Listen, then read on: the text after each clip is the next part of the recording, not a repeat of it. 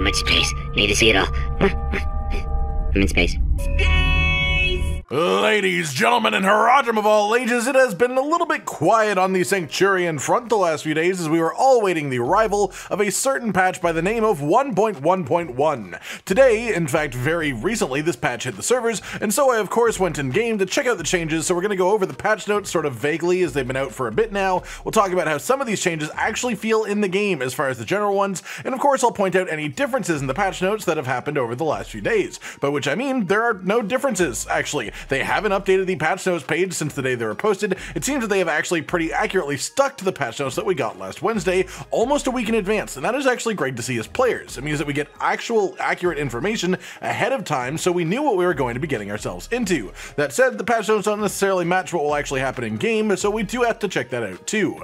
One big thing to note at the top here is I've already seen a few people surprised and unhappy about this. There are a number of changes made to unique items in the game as far as what affixes are on them. Like Temerity, for example, is getting its all stats roll replaced with bonus maximum life. But if you already have one of these uniques, that change won't take effect on a pre-existing item. In other words, if it is a change to the effect of the item itself, it will take effect, but if it is a change to one of the stats or affixes that is on the item, because uniques have set rolls, it will only actually apply to freshly dropped versions of those uniques. I know, it's far from ideal, but just so we are all aware that is how this all works, that's how you should expect it. That said, we've gone over the class-specific stuff a ton of times on the channel already. Sorcerer got a buttload of great changes, Druid got some morsels to mess around with, Rogue nothing major at all, Barbarian got some buffs but nothing really affecting the core issues of the class according to the people that play it, and then Necromancer just got a weird buff to some really strong legendaries, which doesn't really make sense, but hey, more fun for them.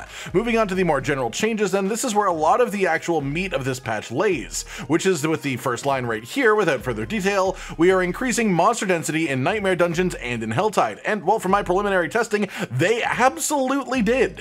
I did a Nightmare dungeon of Mercy's Reach as a test, lots of tight corridors in here, so theoretically it's great if stuffed to the brim with enemies, and it was actually extremely dense. There was only one period of time where I traveled for more than like a second without seeing an enemy outside of the transition between areas itself. And while it did just sort of feel better, which is about the best compliment I can give it, is that the density feels good now. The main way that I could really tell this was even happening was I had to go back to town and sell stuff from my inventory like 3 times in one dungeon run. There were just so many enemies around that it was dropping so much loot that I just had to go back. Different dungeons seem to of course have been done a bit differently from each other as far as the density increases. Not all of them have had their density increased equally, but it seems to be an average of about 60% density increase in Nightmare dungeons, which is a massive amount and a great start for really making dungeon combat more enjoyable. The second part of that then is helltide density increases. Like with the other increases, these are not just flat across the board. They specifically had to look at the different helltide areas and zones and just created more spawns where they thought they belonged. I did a helltide after the patch release just to see how quickly I could get myself a mystery chest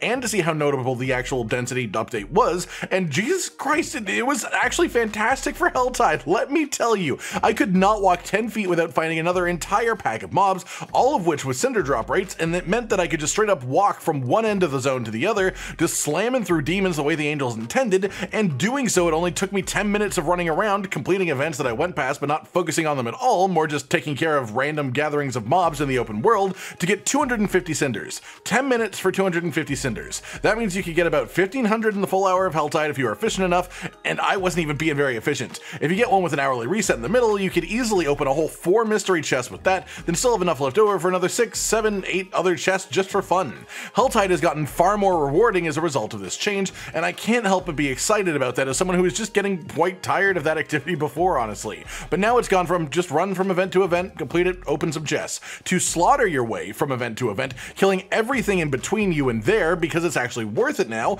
and that is just so much more enjoyable to me. I mean, it even sounds better, right? Not to mention part of this 10 minutes was me stopping for like 2 minutes to kill Kicksart the Assassin, just because I went across him and I wanted to kill him. Also partly for the next change that's in the patch notes. Bosses above level 60 have gotten a health boost, getting a 50% boost at level 80, 100% boost at level 100, 120% boost at level 120, and a 150% boost at level 150. Our friend friend Kixarth here is a boss that is affected by this. He's above level 60 as well, and he definitely took a good bit more killing than he did pre-patch. I could notice the health difference. That said, he also dropped me a legendary and a unique, so sometimes it's a little bit hard to complain. On top of this change though, they did make various changes to the way that certain loot drops work in the game, especially for bosses, specifically legendary chances in 3 situations. If you kill a boss that is level 35 or higher, it has a 100% chance to drop 1 legendary. Just for comparison's sake, I ran through regular Mercy's Reach in World Tier 1, where enemies are capped at level 50, that way you can easily see the density changes between a proper nightmare and the regular version of the dungeon, but also you get to see the end of it. With me killing a level 50 World Tier 1 boss, not a big deal in the slightest for me, and I get a legendary completely for free after doing it. There will definitely be ways that people work out how to abuse this system and just make extremely strong legendary farms just from killing these low-level bosses like this, but for now, it's just a lovely quality of life change that we've gotten. Past that, we've also got a change to treasure goblins. I haven't gotten lucky enough to find one myself since the patch to show them, but these little fellows now have a guaranteed legendary drop if you kill them at level 15 or higher, and an increased legendary drop rate as well from level 6 to 14 on top of that, for if you are super low level and come across one. Then the final change for this was actually to Legion events, which were already pretty damn rewarding, but now they drop a guaranteed legendary at the end starting at level 35, and they've also just been labeled as more rewarding in general, which we'll have to actually see how that plays out over time and see what that properly means. As well, we have the dropped costs of skill points and Paragon point refunding. Skill points, I can actually see it. It's quite notable when I go to hover over, when I click the refund all button, the price is notably different.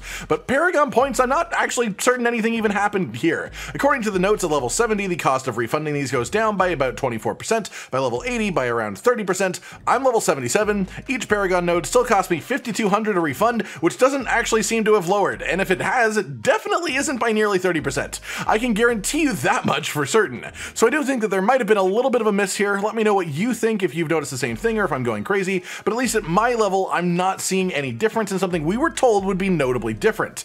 Then we also have the Stash Tab Edition, and yes, as you can see, we have one new Stash Tab available for purchase, praise the box. Pretty much everything else is either quite general or just loads of bug fixes. However, from what I can tell, the patch notes today perfectly match the patch notes that we got on August 2nd. The only difference is some of those things seem to be not quite functional in game yet, such as the Paragon point refund cost reduction, and like the last patch, I'm sure the community will find a number of things that weren't even in the patch notes, whether they were intended to be put in the game or not, so we'll have to keep an eye on all of that, what develops over the next few days and weeks, but for the most part, I'd say yeah, this patch is pretty much exactly what we expected, what we were told to happen. They pretty much just completely delivered on the patch notes, no radical changes since we were first told what was going to happen, so now we all just have to actually access it and try it for ourselves, and I have to reiterate, while this patch doesn't do a whole lot to improve a lot of the quality of life issues that the game has, the biggest thing that it has done is increase density in Nightmare Dungeons and Helltide. And sure, yeah, that also means more experience per time ratio, which is great, everyone loves that. But as far as the actual feeling of those activities, the amount of enjoyment they provide to do them,